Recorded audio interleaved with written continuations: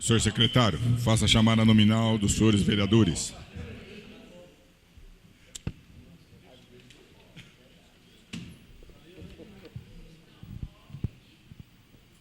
Ananias Neto. Está lá, já deu resposta. André Lima. Presente. Dionis Campos. Presente. Edmar Gomes também está lá na reunião. Hélio Janone. Presente. Gilmar Lavorato, presente. Fernando Pepes. Presente. Elvésio Badaró. Presente. Ismar Nóbrega. Presente. Luiz Carlos Amâncio. Presente. Rafael Ranucci. Rafael Dias Sampaio. Presente. Sebastião Lucre. Sexta reunião ordinária da segunda sessão legislativa da Câmara Municipal de Cornélio Procópio, Estado do Paraná, realizada em 13 de março de 2018. Senhor secretário, faça a leitura da ata. Vereador André está pedindo dispensa da leitura da ata. Aqueles que forem favoráveis permaneçam como estão, os contrários se levantem. Tem expediente, senhor secretário? Não. Tribuna? Sim.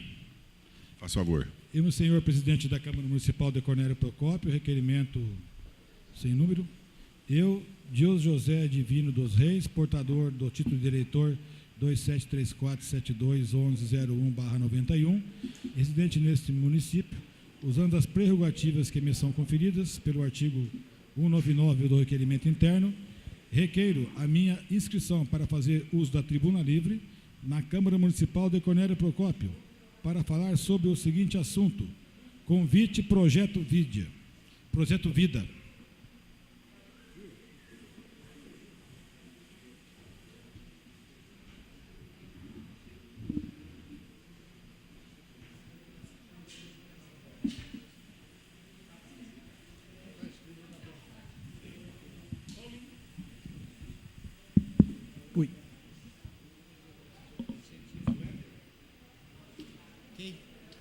Boa noite, senhor presidente da Câmara, nobres deputados, nobres vereadores, perdão.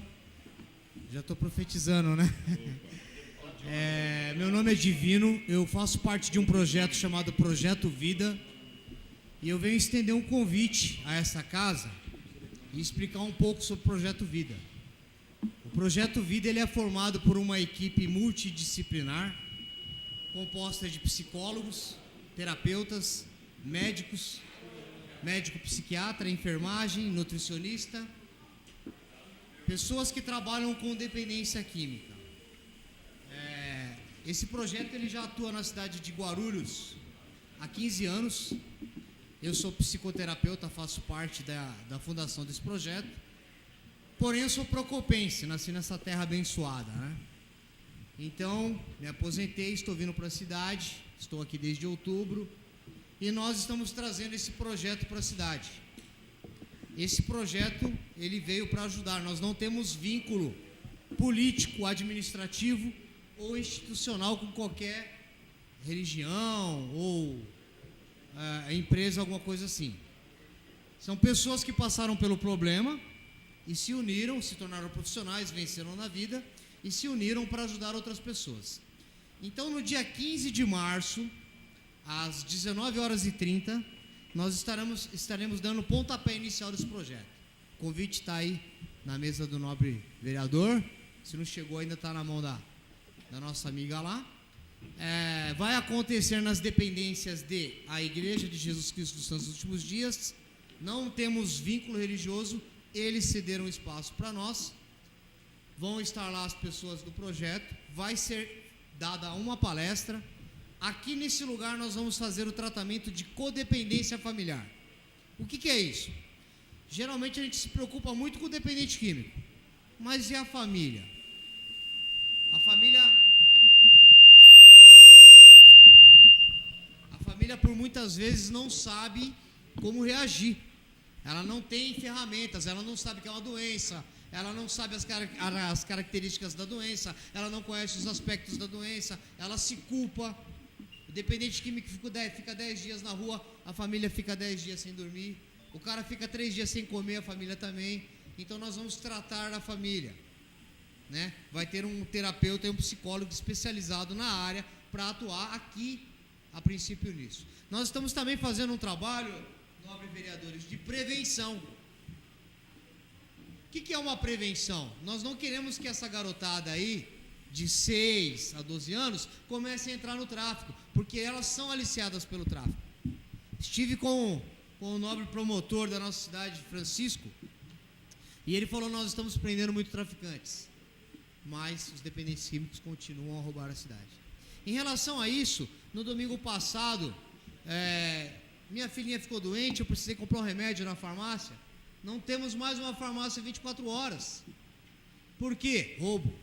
Quem está roubando? Usuário de crack. Por quê? Porque não tem tratamento. Tratamento para dependência química, nobres vereadores, não é colocar um cara num depósito de seres humanos. Não é só as escrituras sagradas.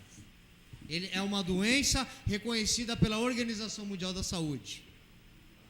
Cornélio está ganhando um tratamento decente, digno e adequado, onde já se passaram 10 mil pessoas, onde 3 mil delas continuam limpas, pessoas que estão há 10 anos, 12, sem usar mais, fazer mais parte do uso de drogas, se tornaram profissionais, e são esses profissionais que estão aí, querendo devolver um pouco do que eles ganharam. Dia 15, quinta-feira, às 19h30, meu nome é Divino. Lá nós vamos ter uma breve palestra, vai haver um cerimonial após isso. Estão convidados, esse convite foi estendido ao Executivo, senhor Prefeito Municipal, foi estendido ao Secretário de Saúde, foi estendido à Ação Social, foi estendido à região, porque nós não queremos atingir só Cornélio, ao Norte Pioneiro, foi estendido ao Judiciário, então, doutor Hernani, doutor Francisco, doutor Caio, foi estendido, agora está sendo estendida essa casa. Esperamos que algum vereador que tenha isso como causa, que eu acredito que na região em que vocês representam deve aparecer alguém lá precisando de ajuda. Esperamos que alguns de vocês possam estar lá na casa nesse dia de inauguração para nos ajudar. Nós, como eu falei, não temos vínculo político, mas nós precisamos de ajuda. Qual ajuda? Estar lá, mostrar que vocês estão junto com a população. Muito obrigado pelo tempo. Eu não sei se alguém tem alguma pergunta. Divino. Estou aqui pronto para responder. Divino. Sim. Parabéns, viu, pelo projeto. A gente precisa disso mesmo. Nós sabemos que a violência urbana, fragmentação familiar, destruição da família, assassinatos, grande parte de toda a mazela que hoje judia desse país está relacionada ao uso e ao comércio de drogas lícitas e ilícitas, tá? Sim. Então eu estarei lá, muito provavelmente, só se alguma coisa muito séria acontecer, e te convido para na outra quinta-feira, no dia 22, às 14 horas, na UEMP aqui do centro, na Rua Portugal, 340, participar, juntamente com os colegas vereadores aqui, da palestra do Dr. Carlos Augusto Weber, que é uma das maiores autoridades em políticas públicas sobre drogas do Paraná. Ele é o criador do maior programa sobre políticas públicas sobre drogas, tá? Então, 14 horas na UEMP, você está convidado. Estarei lá, sim. Quem você quiser levar, é importante que a gente... o doutor Carlos, eu já assisti a palestra dele, vou assistir novamente. Tentei trazer aqui para Cornélio e conseguimos. Então, você está convidado. E tenha certeza que eu estarei lá na Igreja dos Mormons, né? Ali na... Sim, conhecida como vizinha rodoviária velha. Sim. Rodoviária antiga. A um quarteirão daqui, né? Isso, tá bom. Okay. Obrigado, viu? Só uma confirmação do seu nome. Como que você é tratado? É Dios José Divino. É José Divino, como que você é conhecido? Dios José Divino dos Reis é meu nome. Mas como que te chamam? As pessoas me conhecem por Divino, pelo sobrenome Divino, herdado ótimo. do meu pai. Muito bom, Divino. Ótimo. Okay. Presidente? Realmente é uma grande satisfação, né? Até o como falou o nosso vereador querido aí, que também está com uma palestra aí para na outra semana, eu acho que temos que se unir aí, porque eu acho que é esse caminho que realmente a população, as pessoas aí que a gente vê, nos vai estar precisando. Então, eu acho que é de bom grado e que nós vamos estar lá. Ok. Só mais um detalhe. Essa etapa é apenas uma parte do projeto. Tá? Nós pretendemos, depois, junto com o nobre vereador, atuar um pouco mais na prevenção. Nós estamos com 15 garotos no panorama lá, que já estão sendo instruídos dentro da situação. Ok. Rua Padre Paulo Brota, número 81, foi pedido para passar o endereço. Rua Padre Paulo Brota, 81, esquina com a Avenida Minas Gerais. Então, nós já começamos a trabalhar a prevenção. Agora aqui nós vamos fazer o tratamento de codependência familiar e tratamento ambulatorial. Ou seja, quando o paciente sai da clínica, ele tem que continuar a se tratar, porque nós temos um médico aí, vereador, correto? Dois. Senhor, doutores, a doença é incurável, como diabetes, né? Então o tratamento é pelo resto da vida. Então não adianta levar o paciente para a clínica e achar que ele está curado. Ele precisa do tratamento, então vai ser feito aqui também. Na terceira etapa, nós estamos abrindo uma unidade clínica aqui na cidade. Tá? Nós estamos trazendo aí uma clínica com esses profissionais. Um médico psiquiatra, um médico clínico, uma equipe de enfermagem para tratar a parte física da doença. Um psicólogo, um terapeuta para tratar a parte mental e a parte espiritual aí, nós acreditamos que o senhor vai prover alguém aí para poder nos ajudar. Eu agradeço a oportunidade, acredito nessa cidade, sou fruto da terra e eu estou vindo para cá para fazer a diferença. Não tenho metas ambiciosas eu só quero ajudar as pessoas a saírem fora disso aí. Muito obrigado, uma boa noite a todos. Divino, mais uma questão rápida. Sim. Você conhece o pastor Sindulfo?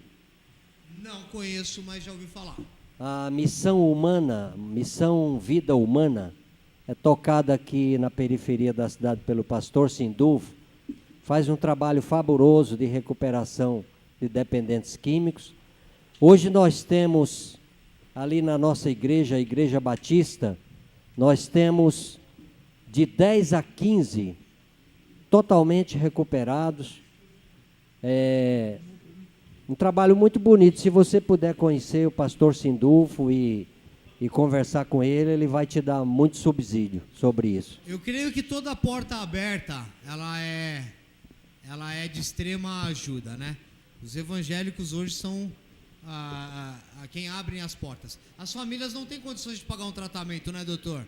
Um tratamento de porte aí, ele custa em torno de R$1.000 a R$1.500 mês, né? Com uma alimentação adequada, com uma hotelaria onde, seguindo a RDC 29, que é a lei sobre dependência química, sobre a que a vigilância sanitária exige, a vigilância sanitária exige coisas que clínicas não conseguem.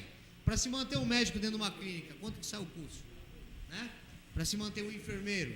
Então, esse custo, a alimentação variada, cada quarto com 4 pacientes, cada 6 pacientes um banheiro, rampas de acesso, espaço para deficientes físicos, né? Tudo separado, uma enfermagem separada, um refeitório separado, tudo isso aí requer custos, né?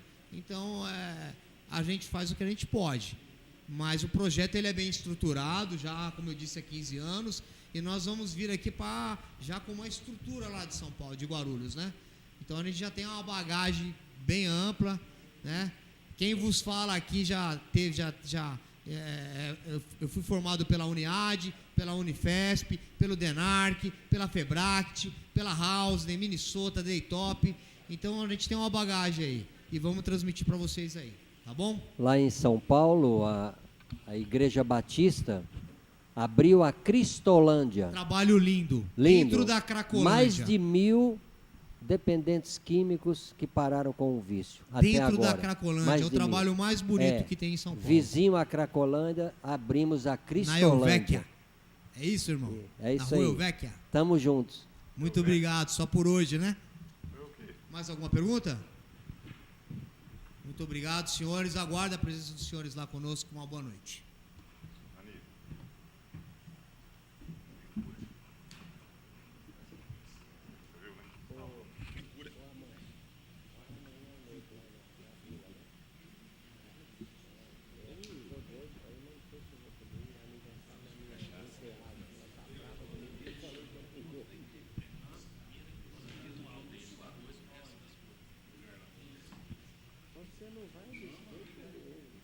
Passamos para o pequeno expediente. Vereador Ismar Nóbrega. Companheiro presidente, eu não vou nem subir na tribuna, porque eu só pedi um espaço no pequeno expediente para falar exatamente da palestra. Então, como eu já falei, né, convido a todos vocês. Eu sei que tem alguns que não conseguirão ir por causa do horário, né? Mas convido a todos vocês, a todos os que possam ir, dar uma força lá para a gente fazer um belo trabalho aqui em Cornélio. Era só isso, obrigado. Vereador Rafael Sampaio.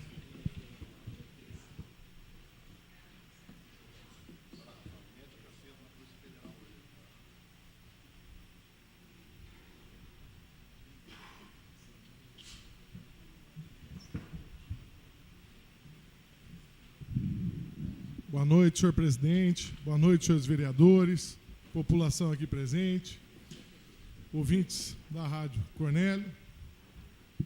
Estamos hoje aqui porque nós não poderíamos deixar a nossa indignação com os fatos que estão acontecendo na nossa cidade nos últimos dias. Parece que Cornélio está no olho do furacão. É um caso de corrupção sucedendo o outro, e todos ligados diretamente ou indiretamente a Cornélio Procópio. Primeiro, tivemos a questão dos pedágios, da concessão dos pedágios. Um dia antes da inauguração da ordem de serviço para a realização da obra de duplicação da BR-369, um dia antes da realização daquele engodo eleitoral que foi feito lá na BR-369, foi divulgado uma operação, foi deflagrada a 49ª fase da Lava Jato, onde se prendeu o diretor do DR e o diretor da Econorte, que negociavam o valor do pedágio, prejudicando a população, aumentando os valores, e quem teve que pagar por isso foi a população, teve que pagar mais caro por um pedágio que já é caro e que não cumpre com a sua obrigação. Mas isso eu vou deixar para falar mais adiante, no grande expediente. Em seguida, tivemos a questão do IAP, Ministério Público, polícia invadindo o IAP por conta de questões de pareceres assinados por uma pessoa que não tinha capacidade para isso. No caso aqui é a Nenê, conheço a Nenê, tenho até afeição por ela, por amizade e tudo mais, mas fiquei chocado com a notícia, porque eu não esperava isso. Mas o que deixa a gente mais perplexo é porque, conhecendo a Nenê, a gente sabe que a Nenê não tem condições técnicas para dar os pareceres que estavam sendo dados. E aí veio a indagação de quem havia nomeado a Nenê, e daí aquela história, como dizem, né? Quando o filho é bonito, todo mundo assume. Mas dessa vez ninguém quis ser o pai da Nenê. E a gente tem que começar a pensar o que nós temos que fazer para impedir que isso aconteça. Diz que já existe uma lei no estado do Paraná que impede que pessoas sem qualificação técnica seja nomeado para cargos dessa estirpe. E o que nós vimos foi uma nomeação política. É a nomeação política se sobressaindo sobre a nomeação técnica. E daí, agora, está sendo produto de uma investigação. E aí nós vamos ter que aguardar a apuração pelo Ministério Público para ver o que aconteceu, o que desencadeou esses pareceres, se esses pareceres estavam certos, se eles estavam errados, se eles estavam errados, por que estavam errados, se estavam errados, beneficiavam quem, e por que, a troco do que estaria beneficiando essas pessoas. E nós esperamos, nós confiamos no Ministério Público e esperamos que ele realize um trabalho e analise essa situação e, se tiver irregularidade, que puna quem tiver que punir, porque essa situação é uma situação extremamente delicada e que a gente tem que aqui vir demonstrar a nossa posição de indignação.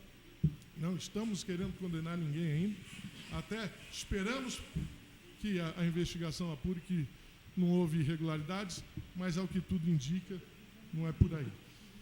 Por fim, tivemos a notícia hoje da Polícia Federal invadindo Cornélio Procópio, por conta de uma situação que já é antiga aqui em Cornélio, nós já sabíamos, já tínhamos notícia há anos atrás das investigações que haviam sido feitas na UTF-PR, que tinham já desencadeado a exoneração de algumas pessoas. E é que nem eu falo, a justiça, ela é uma aranhazinha. Ela vai tecendo a teia, vai tecendo a teia, vai tecendo a teia, até que a teia está pronta, ela vem e prende. E hoje nós vimos o que aconteceu aqui na UTF-PR, que foi divulgada para o Brasil inteiro, Jornal Nacional, Jornal da Tarde, Globo News. Só que nós temos que começar a separar o joio do trigo. Nós não podemos admitir que isso venha a macular a imagem dessa grande instituição que é o TF-PR do Paraná, aqui de Cornélio Procópio. Nós temos que ver que isso começou, essas investigações começaram dentro da UTF-PR. E a UTF-PR é uma instituição formada por gente de caráter, tem muita gente boa lá, tem muito professor bom, muito aluno bom, e nós temos que nos movimentarmos no sentido de preservar essa grande instituição que é de fundamental importância para o desenvolvimento de nossa cidade. Esperamos com isso e temos que cobrar que a justiça seja feita de forma rápida, efetiva, para que não venha a denegrir, a sujar a imagem dessa instituição, que é um orgulho da nossa cidade. Muito obrigado. Vereador Luiz Carlos Amâncio.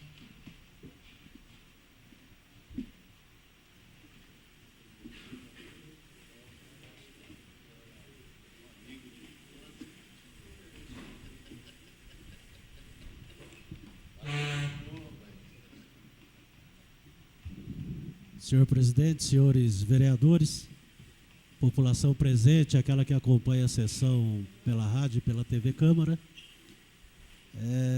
só pegando o gancho na fala do vereador Rafael, é evidente que toda a investigação e ao final, desde que comprovadas as irregularidades, tem que gerar punição. Mas é estranho sair de casa às 7 horas da manhã, a polícia me parece que estava em Cornélio às 5h30, a imprensa do país inteiro sabia, então isso aí virou um espetáculo midiático, né? A própria universidade já tinha feito a investigação, já tinha levantado os procedimentos e, de repente, nós estamos no estado policialesco. Qualquer tipo de prisão vem com a parafernália, com a divulgação monstruosa em cima. E, nesse caso específico da UTF-PR, eu conheço pessoas que foram conduzidas até Londrina hoje, que são absolutamente honestas, participaram indiretamente, muitas vezes sem querer, desse procedimento, e vai para a exposição midiática, são condenados pela imprensa antes do julgamento da justiça. E essa condenação antes do julgamento da justiça é um perigo para o país inteiro.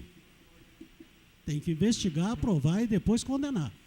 Agora faz-se um espetáculo midiático, a pessoa fica exposta E se a pessoa eventualmente não tiver culpa nesse procedimento?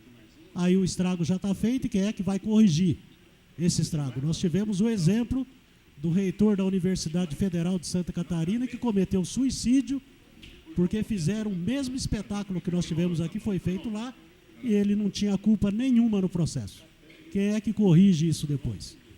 Então temos que tomar bastante cuidado, investigar sim, mas quando tudo vira um espetáculo na mídia, antecipando decisões da justiça, nós temos que ficar preocupados com esse tipo de situação. Então, particularmente, eu também acho que tem que investigar.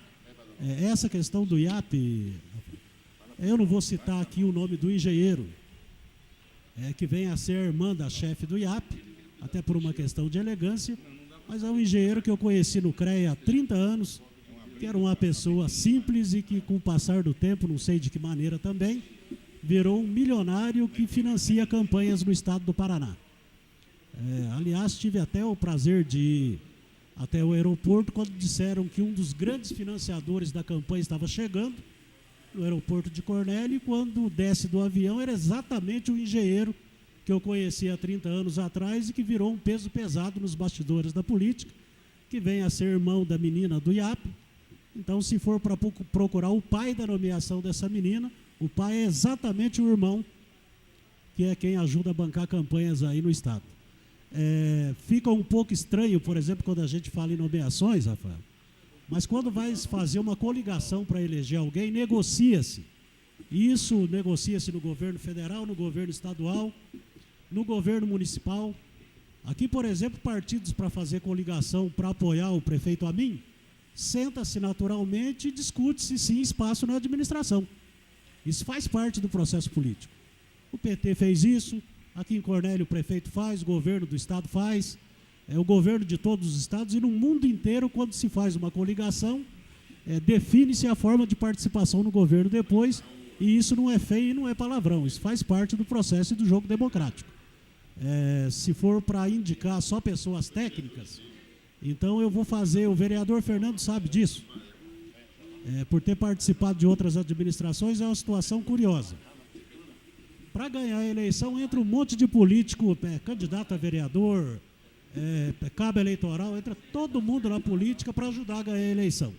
Depois que ganha a eleição, aparece uma conversa de que os cargos têm que ser ocupados por técnicos. Então, por que é que esses técnicos não entram na campanha para disputar a eleição? Ou para ajudar nas candidaturas? Então, essa história do guarda-chuva que é coberta técnico, depois da vaca morta, a gente ouve em tudo quanto é lugar. Mas então seria de muito bom grado que os técnicos, as pessoas qualificadas, as pessoas que podem ocupar espaço numa administração, que se candidatem como vereador, que se transformem em cabos eleitorais, que participem do processo político, porque senão tem uma tropa que ganha a eleição e depois inventam uma tropa de ocupação, formado por esses técnicos que ninguém vê na campanha e que depois quer participar do processo. Então tem que participar do processo para depois participar também da administração. E faço hoje uma indicação. A arquiteta Marinês Marcolini, acredito que a maioria das pessoas aqui conheçam, enfrentou alguns problemas de saúde e ela tinha um projeto na escola, no antigo Mobral, para atender com atividades artísticas e culturais crianças carentes. Durante o período de afastamento, tem uma decisão da administração de desocupação do antigo prédio do Mobral, e ela tem tentado, junto à administração, algum tipo de auxílio para se instalar no outro local, se não puder ficar lá. Essa entidade dela, diferente das outras que recebem subvenção anual, não recebe nenhum tipo de subvenção. Sobrevive com recursos próprios, a maioria dos recursos dela mesma. Então eu estou fazendo uma indicação para ver se de repente a administração se sensibilize e de repente possa ajudá-la nesse procedimento. Uma outra indicação que eu faço, o vereador Edmar e o vereador Neto, que gostam bastante dessa área. A Prefeitura de Cornélio é o maior empregador do município, não sei se 1.300 ou 1.400 servidores. Nós estamos agora no meio dos Jogos Abertos, que já foi no passado, jogos que acabava, o vereador Rafael também participa disso. Nunca tivemos os jogos dos servidores municipais. Temos um monte de secretarias, um monte de departamentos, um monte de servidores, E nós temos uma fundação de esportes com um monte de gente contratada, inclusive gente terceirizada. Então, é uma sugestão, o pessoal normalmente não pratica nenhum tipo de atividade esportiva, então a sugestão é para que a Fundação de Esportes, talvez até junto com o sindicato, que organize uma competição, não dessas só esportes de quadra, competições e modalidades que possa pegar os servidores mais antigos, esses jogos de dama, de tranca, essas coisas que as pessoas gostam, que fizessem uma competição e conseguissem envolver os servidores municipais. Então, a indicação é mais para levantar o debate e começar a discutir essa possibilidade. Passamos agora para o grande expediente. Vereador Rafael Sampaio.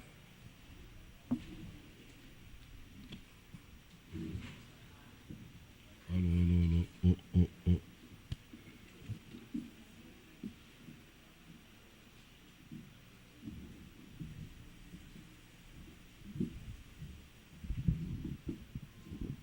Apenas aproveitando o gancho aqui do Amâncio. Amâncio, acho que é óbvio que tem nomeações que são nomeações de caráter político. E você negociar com os grupos políticos as nomeações faz parte mesmo do jogo, desde que seja uma negociação dentro de termos éticos, políticos, e isso nunca vai mudar e sempre vai ser assim. Agora, não é crível que dentro de um grupo político grande, tem o governo do Estado do Paraná, aqui na região não tenha ninguém filiado aos partidos que fazem parte desse grupo político, que tenha uma pessoa técnica que saiba, principalmente na questão do IAP, atuar nessa questão. Tem cargos que são extremamente técnicos. Você, por exemplo, no IAP, tem que assinar um laudo que às vezes é um laudo extremamente técnico. Como é que você vai assinar sem ter esse conhecimento? Se me permite uma parte, vereador, dentro do IAP, esses laudos teriam que ser assinados por um engenheiro. E o IAP tem engenheiros dentro do quadro. Então, causou estranheza quando eu ouvi falar que a responsável é que assinava sem ter atribuição, porque dentro do IAP, aqui em Cornélio, tem profissional habilitado. Então, é estranho realmente que esse profissional não esteja assinando esses laudos todos que exigem realmente conhecimento técnico. E até foi dito durante a semana que existe uma lei que, para alguns cargos, a pessoa tem que ter um mínimo de conhecimento técnico. Parece que a diretoria do IAP é um caso.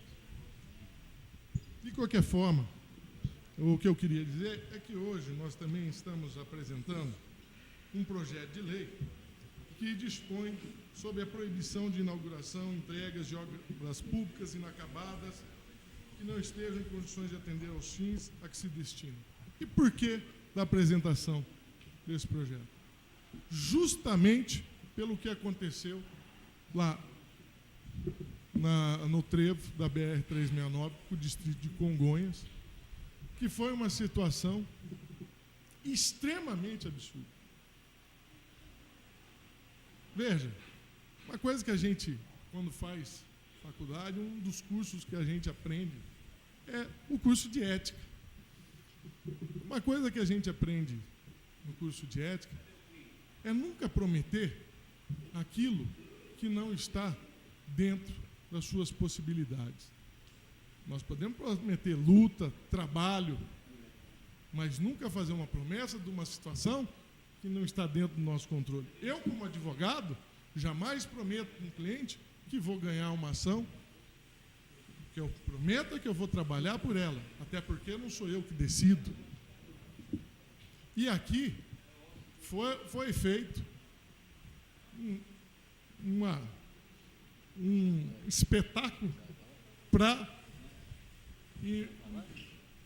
inaugurar o início das obras que nem sequer tinham certeza de que iam acontecer, principalmente pelo fato que tinha acontecido no dia anterior. Foi gasto dinheiro público. Veio o governador de jatinho lá de Curitiba. Quem pagou isso? O governo, o Estado. Vários funcionários deixaram os seus afazeres e foram designados para irem lá e deixaram de trabalhar, sem contar a vinda de deputados, entre outros. E criou-se uma expectativa na população de que essa obra iria realmente ser iniciada. Até eu acreditei que ia começar, sinceramente. Tinha um pezinho atrás, mas depois do que eu vi lá, eu imaginei, agora vai. E o que a gente viu é que, no fim das contas, a obra não saiu e a gente começa a refletir sobre o que levou a essa situação. Se era uma situação certa até aquele momento e, de repente, não é mais. Foi a Lava Jato? A Lava Jato apurou apenas que estava tendo uma negociação entre o governo do Estado, representantes do governo do Estado e representantes da empresa, onde estaria sendo negociado valores do pedágio em troca, ao que tudo indica, de benefício financeiro. E, em razão disso, a gente já ficou mais acautelado com relação a se essa obra ia sair ou não. E, durante várias vezes aqui, eu vi sendo discutido, falando assim, não, essa é uma grande conquista do Romanelli, porque foi negociado que o contorno de Londrina, iria sair o contorno de Londrina, depois a duplicação, e ele conseguiu negociar como se fosse sair a duplicação, em troca do governo do Estado fazer o contorno. E, lendo esses dias uma manifestação do Ministério Público Federal, ele falou que no contrato, tanto a obra do contorno de Londrina como a obra da duplicação estavam previstos no contrato de concessão. Daí eu me pergunto, como é que o governo do Estado, tendo a possibilidade de exigir da concessionária a realização do contorno e da duplicação, não até Jataizinho, até Ourinhos, vai e negocia querendo pagar uma coisa que a concessionária tinha que fazer. Ao que parece, nessas negociações, parece até que o governo do Estado estava de joelhos suplicando perante essas concessionárias. O que não é a atitude de um governo. Além disso, logo em seguida, vem a notícia de que o governo federal vai encampar essas rodovias e que a concessão não iria mais ser realizada. E logo após essas notícias, vem a notícia de que essa obra, ao que tudo indica, não vai mais sair. E daí a gente fica perguntando, será que a negociação da renovação da concessão estava sendo embutida num jogo eleitoral? Olha, eu quero acreditar que não. Porque se isso tivesse acontecendo, seria muita patifaria com a população do Paraná. Seria vender as nossas estradas, fazer com que a gente pague pedágios gigantescos em troca de benefícios para se ganhar uma eleição. Veja, ninguém é contra a duplicação. Esse é um sonho de todos aqui. Quantas vezes já vi vários vereadores aqui brigando por essa duplicação. Agora, o que a gente não pode admitir é que as pessoas se utilizem desse sonho para querer obter uma vantagem eleitoral, como se tentou fazer com essa inauguração. Criou-se uma expectativa na população, iria ser investido 220 milhões, 600 empregos diretos, 2.000 indiretos, passaram o filme. Eu me imaginei já andando na estrada, ficou bonito o filme, a gente acreditou, e no fim, o que a gente viu? Uma situação que não, para que tudo indica, não vai se concretizar. E depois disso, o senhor Romanelli vem aqui e se diz indignado. Vamos fazer protesto. O protesto nós já estamos fazendo faz muito tempo. Aliás, sábado teve um protesto. Os motociclistas foram lá e abriram as cancelas do pedágio. E eu não vi ninguém falando que estava falando em fazer protesto, ir lá prestigiar esse protesto. O que se tem que fazer é parar de se negociar com essa turma que já viu o que deu a negociação. Deu em cadeia. Tem que o governo do Estado começar a tomar as atitudes judiciais para fazer com que o contrato seja cumprido. A obra tem que ser entregue só em 2021? Mas só em 2021 não dá tempo para fazer. Então já tem que exigir judicialmente que ela comece. Tem que se exigir judicialmente que os preços baixem, tendo em vista o que foi apurado pelo Ministério Público. E é essa indignação que fica com a gente, porque a gente se sentiu, sinceramente, enganado por esse engodo eleitoral que foi feito. Muito obrigado. Vereador Luiz Carlos Amâncio.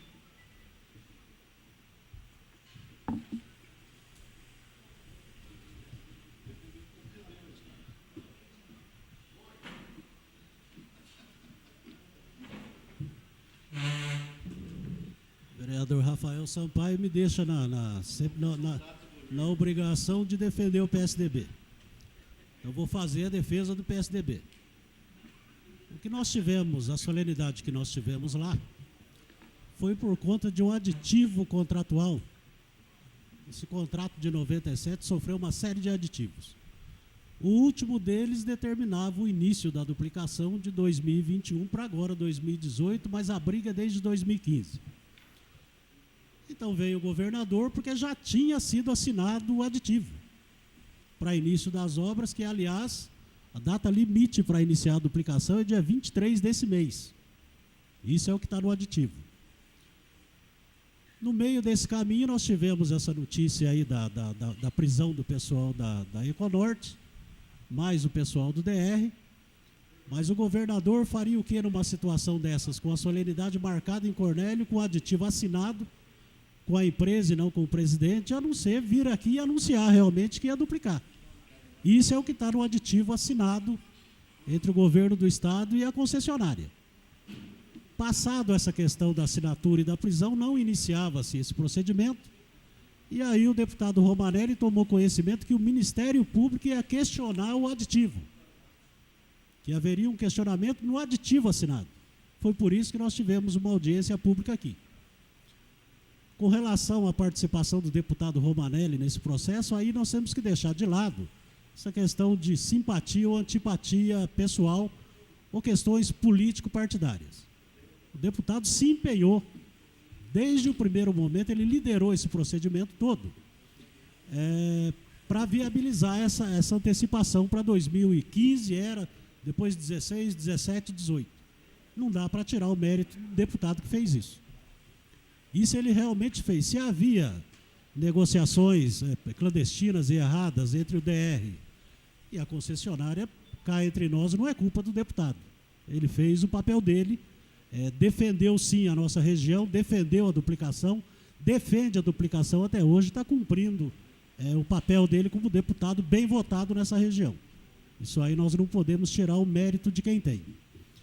Se vai acontecer a duplicação ou não, depende agora desse procedimento que o deputado Romanelli anunciou que entrariam na justiça, não se sabe se entraram ainda ou não, e a data limite para iniciar ou não iniciar é dia 23.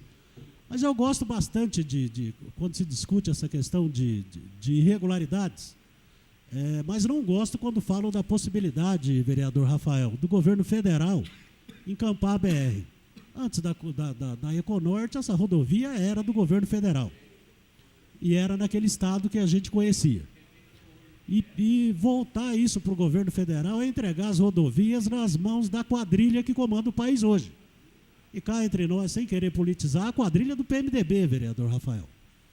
Esse é o governo do Temer, do Eliseu Quadrilha, do Gatinho Angorá, daquela quadrilha que está roubando o país há bastante tempo. Então que essa rodovia não volte nunca para o governo federal. Porque se voltar é que não duplica coisa nenhuma, e aí nós vamos ter a multiplicação dessa roubalheira. O que nós temos que torcer, e aí é justo, é que esse pedágio seja reduzido, que ele realmente é abusivo. Quem roubou, se roubou, que vai ter que ser punido mesmo pela justiça, mas que saia essa duplicação, que é uma expectativa nossa. E aí o governador inaugurar obras, por exemplo, que estão inacabadas, é um negócio que político nenhum faz, pelo menos aqui não. Dentro do nosso município, por exemplo, nenhum prefeito vai se meter a inaugurar a obra inacabada. O que o governador fez ali em ano eleitoral, e aí ele não tinha outra saída, vereador Rafael. Se o aditivo foi assinado há um mês, ele ia fazer aquela solenidade quando antes não poderia. Depois também não. Tinha que ser agora, a menos que se aprove uma lei que em ano eleitoral não se pode assinar convênios, nem aditivos, nem liberar recursos. Então o ano eleitoral paralisa tudo. O governador não tem culpa disso. Se de repente o Ministério Público impedir, aí cai entre nós. Era 2021 a duplicação, foi antecipada para 2018 através de negociação política. A negociação foi feita, mas até os políticos têm um limite. Se a justiça determinar que não faça, a justiça é que vai também pagar, no final desse processo, um preço pela não duplicação. O que a justiça deveria fazer era investigar de uma maneira tranquila, não interferir nessa questão da duplicação, porque a população já pagou, né? De 97 até agora, a população já pagou. Aí paga e fica sem duplicação por conta disso, né? Então faz a duplicação, reduz, esse é o melhor cenário. Então é uma defesa mesmo do PSDB. Quando fala do PMDB envolvido em denúncia de corrupção, o nosso partido também a nível nacional está uma baderna geral. Aliás, todos os partidos estão envolvidos aí nessa confusão que virou o país. Mas é mais para pontuar essa questão do governo federal. Para o PMDB não, aí não tem jeito. Próximo, não tem mais? Passamos para a ordem do dia. Projeto em segunda votação. Projeto-Lei 005/18, André de Lima, súmula. Dispõe sobre a obrigatoriedade da devolução do troco em moeda corrente. Em discussão. Em votação. Aqueles que forem favoráveis permaneçam como estão, os contrários se levantem. Aprovado em segunda votação. Vereador Ananias está pedindo dispensa de terceiro. Aqueles que forem favoráveis permaneçam como estão, os contrários se levantem. Aprovado em terceira votação. Projeto-Lei 006/18, Rafael Sampaio e Fernando Pepes, súmula. Dispõe sobre as instalações de cercas energizadas destinadas à proteção de perímetros no município de Cornélio Procópio e da outras providências. Em discussão o projeto. Em votação o projeto. Aqueles que forem favoráveis permaneçam como estão, os contrários se levantem. Aprovado em segunda votação. Dispensa. Vereador Ananias pedindo dispensa de terceiro. Aqueles que forem favoráveis permaneçam como estão, os contrários se levantem. Aprovado em terceira votação. Projetos em apresentação. Projeto de Lei 007/18, Ananias Neto. Acrescenta dispositivo à Lei 069/13, que trata da fixação de lista de medicamentos das unidades básicas de saúde do município. Projeto-Lei 008/18, Rafael Sampaio. Dispõe sobre a proibição de inauguração e ou entrega de obras públicas inacabadas ou que não estejam em condições de atender aos fins a que se destinam.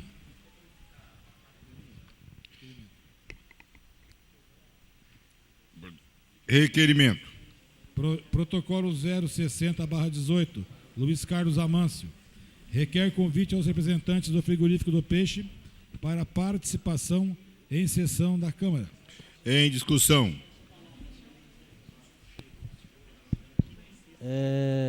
Chegaram informações hoje dando conta de que o pessoal que comandava esse frigorífico tem inclusive dificuldade de localização, e me parece que já há uma outra negociação para a utilização daquele espaço, e que seria de conhecimento ou sob comando do secretário nosso aí, o Todão.